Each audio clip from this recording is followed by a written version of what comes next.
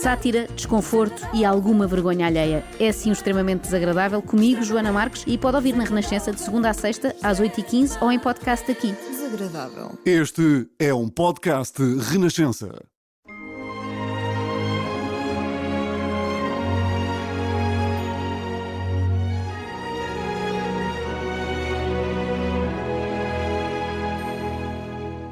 Nós vemos esta Glinda popular, incrivelmente deslumbrante, mas depois percebemos que é muito mais vazia, e se calhar fazendo um bocadinho de spoiler, permite-se isso com bondade e com sentido de missão de proteção da Elphaba.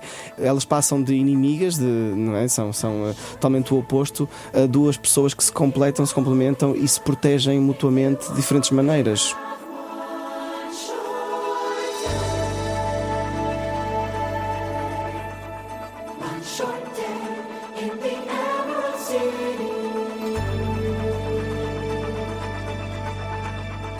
Olá a todos e bem-vindos à nossa Watch Party, o podcast de cinema e séries da Renascença, feito por 3 jornalistas que nas horas vagas consomem muito conteúdo para vos dizer o que não podem perder. O meu nome é João Malheiro e o La La Land para mim é um filme adequado à época natalícia e vejo todos os anos. E o meu nome é Inês Braga Sampaio e este episódio é para mim, porque eu adoro musicais e tenho um irmão que faz teatro musical. E sim, hoje vamos falar de adaptações de musicais do palco, onde muitas vezes nasceram, para o ecrã, seja no cinema ou na televisão, e para isso temos connosco um especialista em teatro musical. Licenciou-se precisamente em teatro musical em Londres e já leva uma carreira de mais de 20 anos nas artes do espetáculo. No palco participou em peças como Fame, Zorro, O Despertar da Primavera, Jesus Christ Superstar, Grease e O Feiticeiro de Oz. É também encenador em musicais como We Will Rock You, Ordinary Days, José e o Deslumbrante Manto de Mil Cores e vários espetáculos no gelo.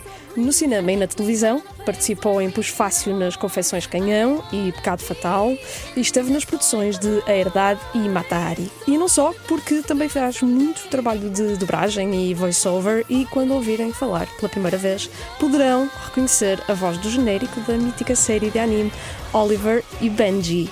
Falamos do João Guimarães. Bem-vindo. Muito obrigado, tenho um gosto enorme de estar aqui, muito obrigado pelo convite. Eu não sei dizer, às vezes já te ouvi a cantar a música do Oliver e Benji. Sabes que eu costumo dizer que sou, entre aspas, conhecido, mas um ilustre desconhecido, porque ninguém sabe quem é que canta, mas toda a gente conhece a minha voz a cantar esse genérico. Sabem agora. Que foi gravado há mais de 20 anos. Há mais de 20 anos. Foi há 23 anos. O João vem à nossa Watch Party para falar sobre adaptações de musicais para o ecrã, grande e pequeno, agora que o Wicked, pelo bem, a segunda parte da adaptação está a chegar. É já esta quinta-feira que se estreia nos cinemas de resto, mas já lá vamos, porque primeiro temos outras novidades para vos dar.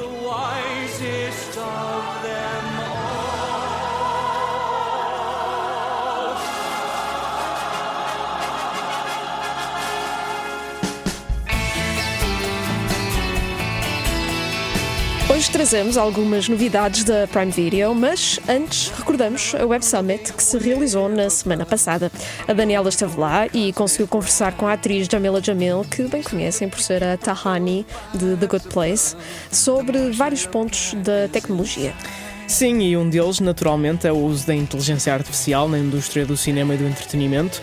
Um tema que é muito polémico e ao Watch Party a Jamila Jamil diz que esta tecnologia é assustadora e defende que é importante aprendermos mais sobre os seus potenciais riscos. O que esperavas aprender com o Web Summit, tendo em conta que é um fórum tão orientado para a inteligência artificial?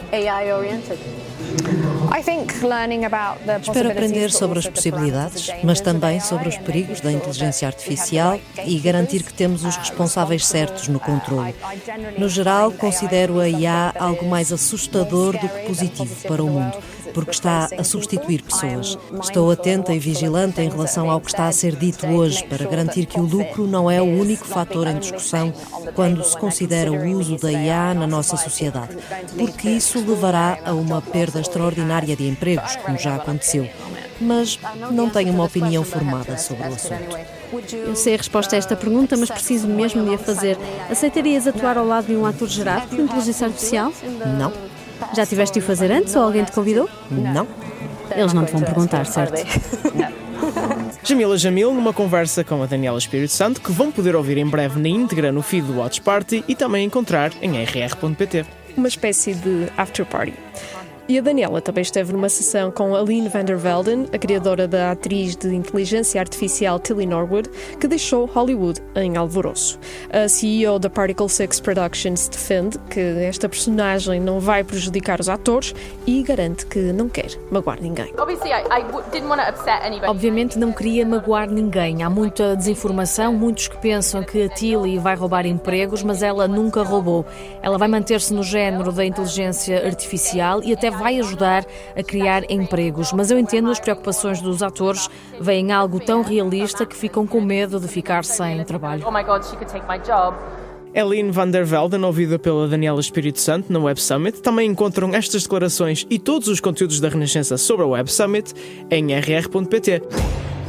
E esta semana estreia-se na Prime Video uma nova série de animação que é um verdadeiro fenómeno, não é, Inês? É isso mesmo. The Mighty Nine conta a história de um bando de proscritos e fugitivos que aprendem a ser uma equipa para salvar o mundo quando uma poderosa relíquia cai nas mãos erradas.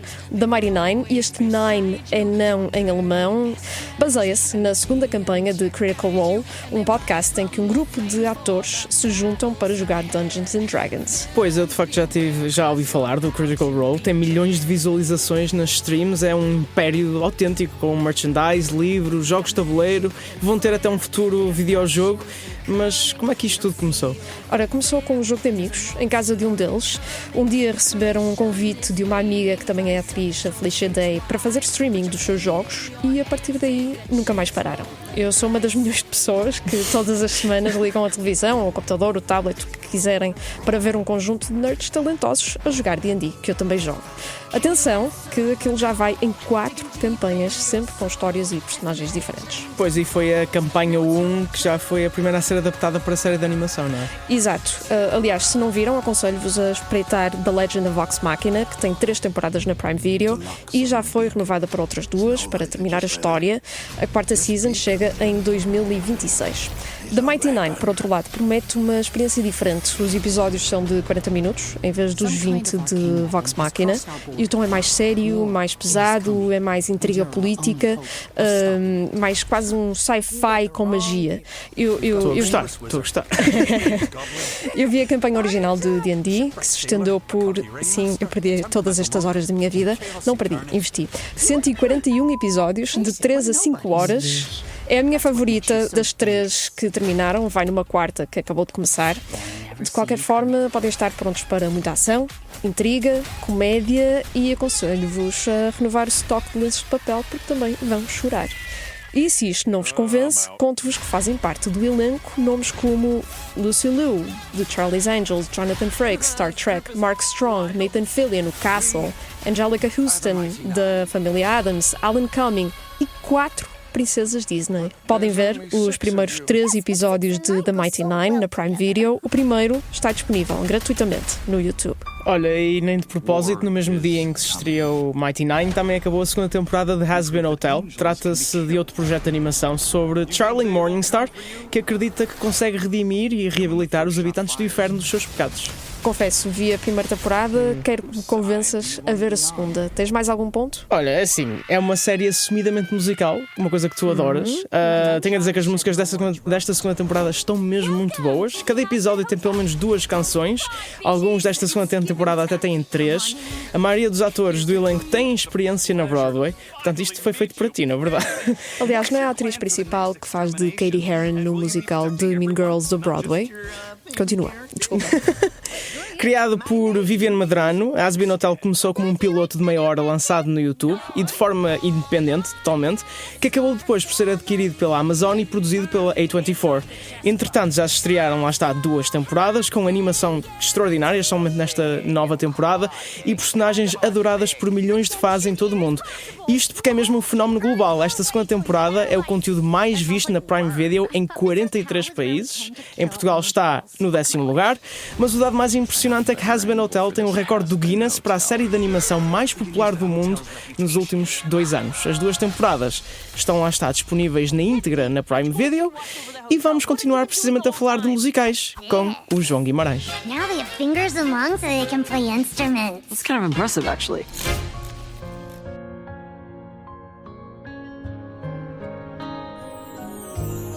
Chicago, Os Miseráveis, Cabaré, Mamma Mia, Dreamgirls, Grease, Hairspray, Sweeney Todd, In the Heights, West Side Story, Annie, My Fair Lady, Música no Coração, Rent, tantos musicais que já foram adaptados para o ecrã. Também já se fez o caminho contrário, por exemplo, O Rei Leão, Legalmente Loira, Mean Girls, que, tal como no caso de A Cor Púrpura, de um filme baseado num musical, baseado no filme, baseado num livro. É uma mixórdia. Mas atenção, não haverá maior mixórdia do que precisamente o caso do Wicked. Um livro que deu filme, O Feiticeiro de Oz, que alegadamente, porque há aqui questões legais de direitos de autor, deu outro livro, que deu um musical, que agora dá 2 filmes. Isto é quase uma fórmula matemática. É, sim. Acabamos Parece. isto e estamos graduados em matemática. Uma equação de segundo grau. É, exato. Ora, Wicked parte 1 saiu no ano passado e esta quinta-feira é a vez da parte 2, Wicked pelo bem ou for good. O primeiro filme conta como se formou a amizade entre Elphaba Thorpe, interpretada por Cynthia Erivo, uma jovem com poderes que é renegada pelo acaso infeliz de ter a pele verde, e a personagem de Ariana Grande, Galinda Upland. É Galinda, se fazem favor, mimada e privilegiada e a rapariga mais popular da universidade, mas que não tem poderes nenhuns. No segundo filme, vemos as consequências do que aconteceu no final do primeiro. Não vamos dar muitos spoilers para quem não viu, mas podemos dizer-vos que o Wicked é uma espécie de prequela do Feiticeiro de Oz, ou seja, conta a história da bruxa má do Oeste, que é verde, e da bruxa boa do Sul, também conhecida como Glinda a Bondosa. João, o primeiro filme do Wicked foi um sucesso de bilheteiras, ultrapassou o anterior recorde de Mamma Mia, tornou-se a adaptação de um musical da Broadway com mais sucesso de sempre. Como é que explicas este sucesso? Porque sim, tem uma estrela muito conhecida como a Ariana Grande, mas sente-se que foi muito mais do que isso que levou ao sucesso deste filme. Olha, eu acho que a primeira coisa a referir é o facto da história ser absolutamente icónica, super bem escrita, super bem construída. Independentemente de ser musical ou não, a história a nível dramatúrgico é genial.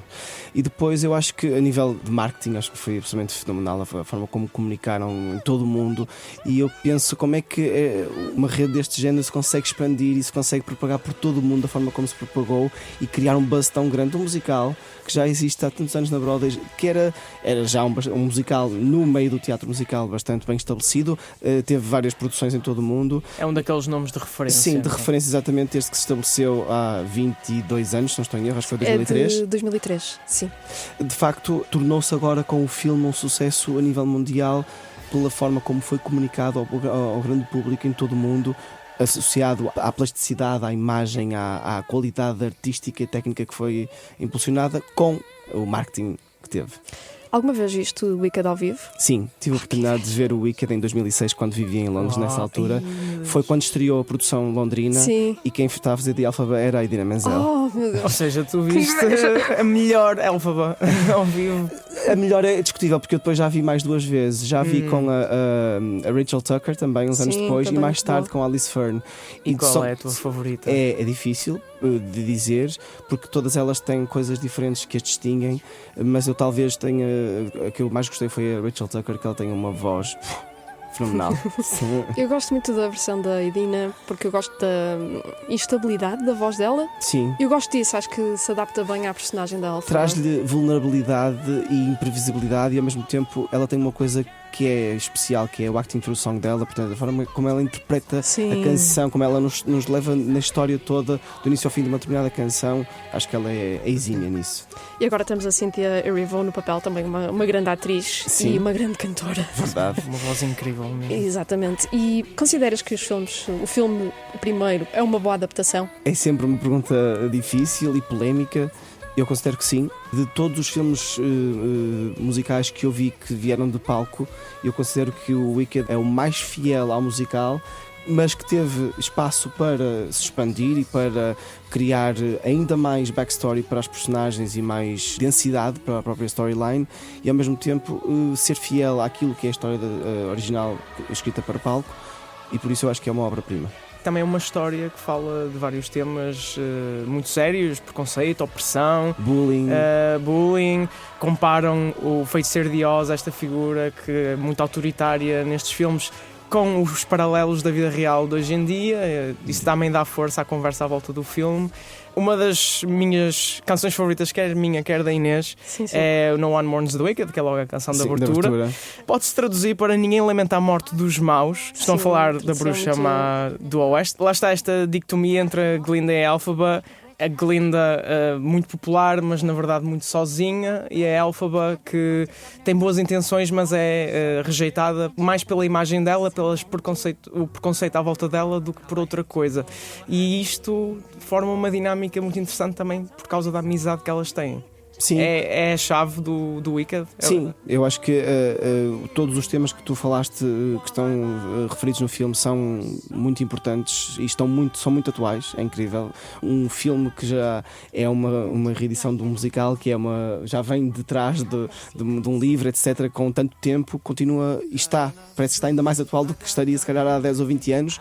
E a chave é a forma como nós vemos esta Glinda popular, incrivelmente bonita, incrivelmente bela, incrivelmente deslumbrante, que é o role model para qualquer comum mortal, mas que depois percebemos que é muito mais vazia.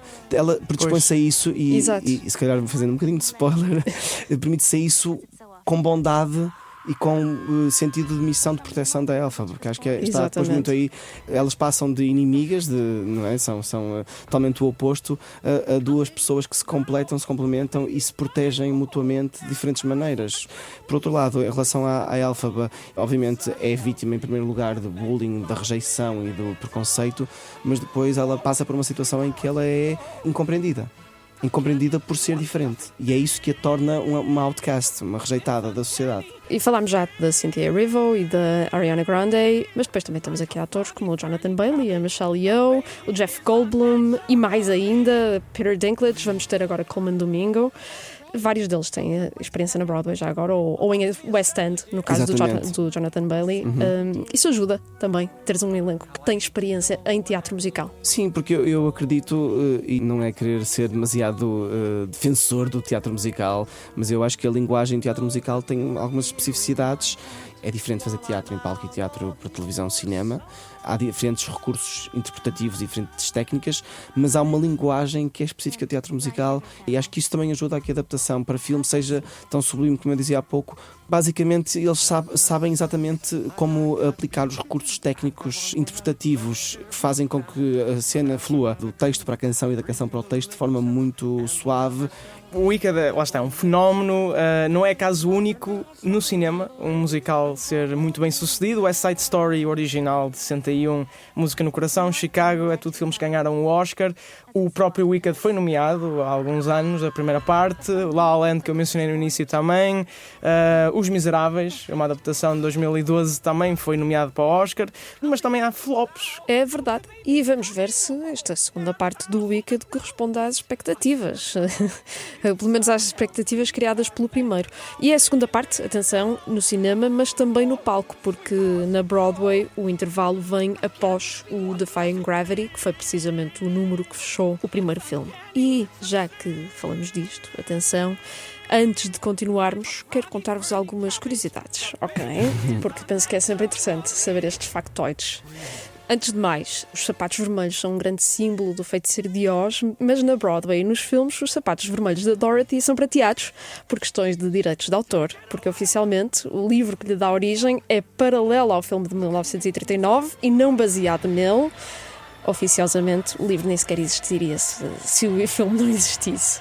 E esse livro chama-se precisamente Wicked, The Life and Times of the Wicked Witch of the West, e foi escrito por Gregory Maguire. Atenção aos pais que possam estar a considerar oferecê-lo aos mais novos pelo Natal.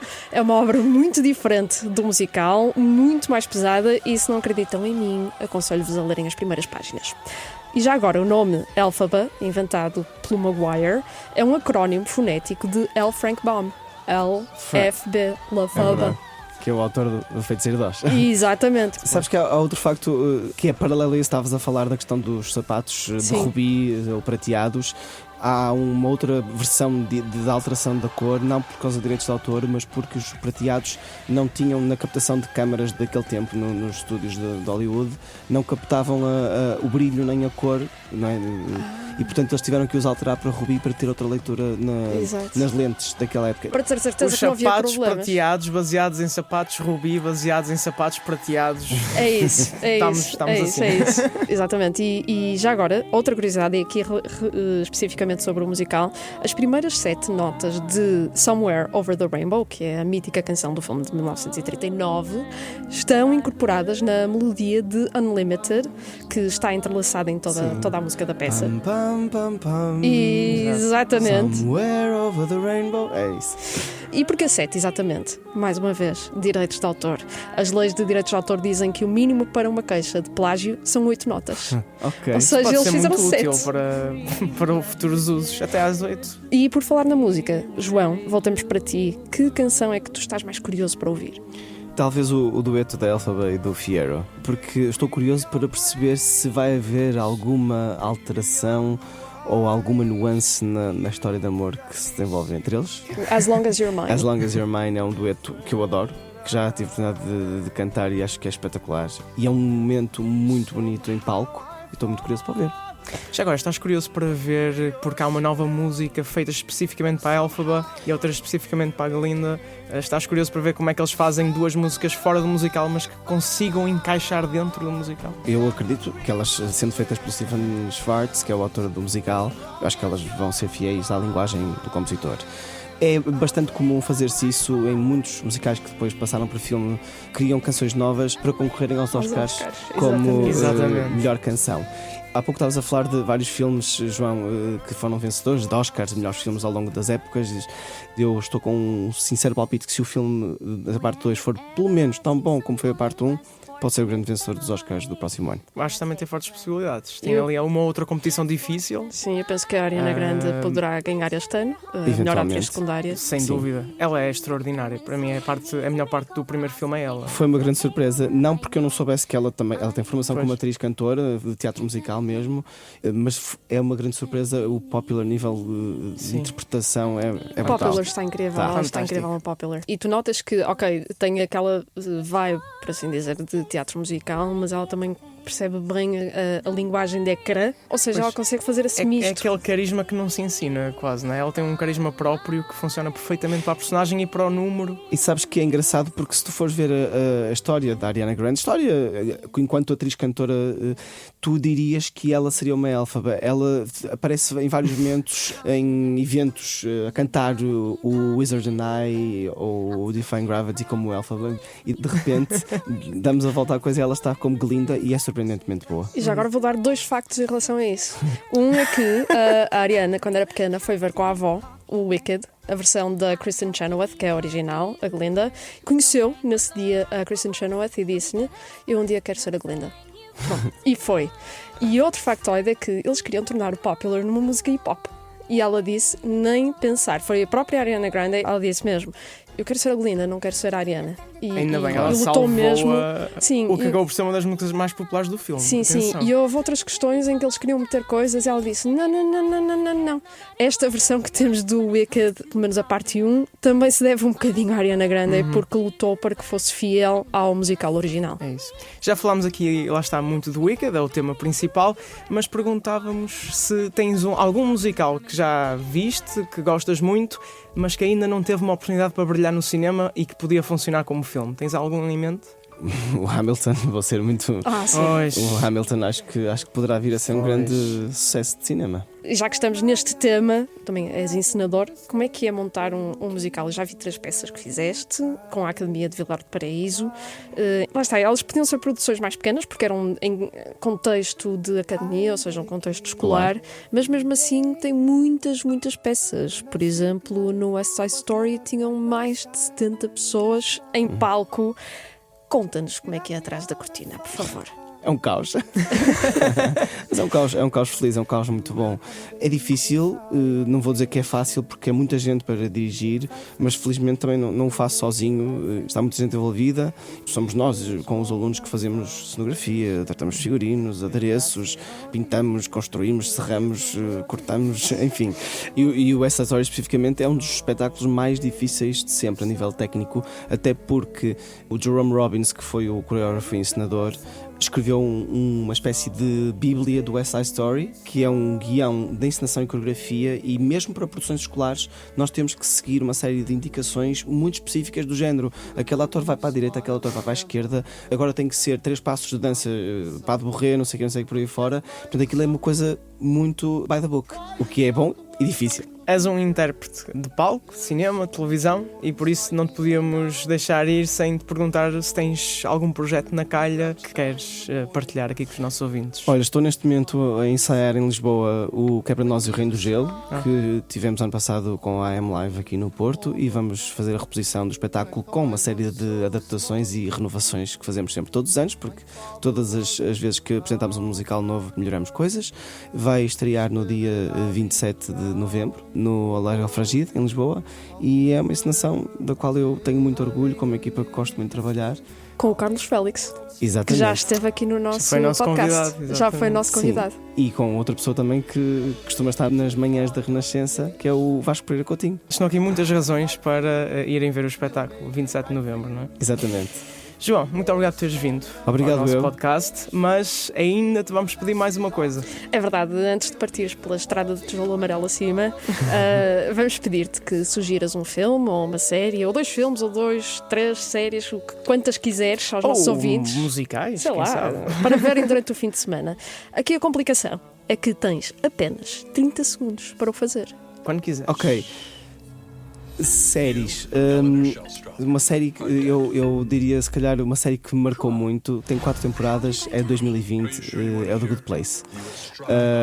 Uma série genial de uma pessoa que morre e vai para o suposto paraíso, mas de facto não devia ter ido para lá, foi por engano, e tem que aprender a ser boa, tornar-se uma pessoa boa, mas depois aquilo tem muitos plot twists, é genial.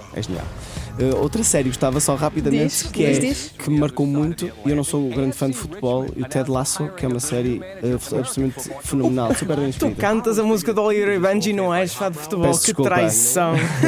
Peço desculpa. Mas só por castigo. O Ted Lasso é uma série incrível. É genial. Só por castigo devias cantar aqui a música do Oliver e Benji. Digo já. Oliver, Benji, são os magos da bola. Benji, Oliver, vão fazer escola. Pronto, é isto. Está aí o episódio feito. Está o episódio feito. Good Place está na Netflix, Ted Lasso está na Apple TV. E vejam lá que neste episódio, na parte das novidades, tivemos uma entrevista com a Jamila Jamil Tahani de The Good Place. E não foi combinado, atenção.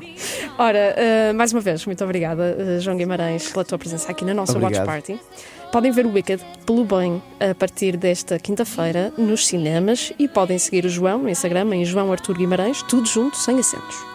No próximo episódio, mais um convidado para falar de cinema e televisão. Marquem no vosso calendário, temos uma nova Watch Party todas as semanas, às quintas-feiras. Até lá, podem ouvir este e outros episódios em todas as plataformas de podcast e no site da Renascença em rr.pt. Não se esqueçam de subscrever o feed do Watch Party na app de que mais gostam de usar e de enviar as vossas sugestões para o e-mail watchparty@rr.pt. Este podcast tem sonorização de Paulo Teixeira e José Luís Moreira e ilustração de Rodrigo Machado. Até para a semana. Because I knew you. Because I knew you. Because I knew you. I haven't changed.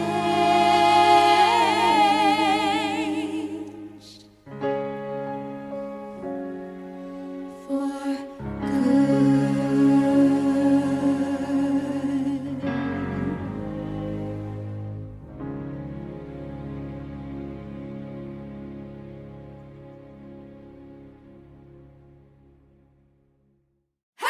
Sátira, desconforto e alguma vergonha alheia. É assim extremamente desagradável comigo, Joana Marques, e pode ouvir na Renascença de segunda a sexta, às 8h15 ou em podcast aqui. Este é um podcast Renascença.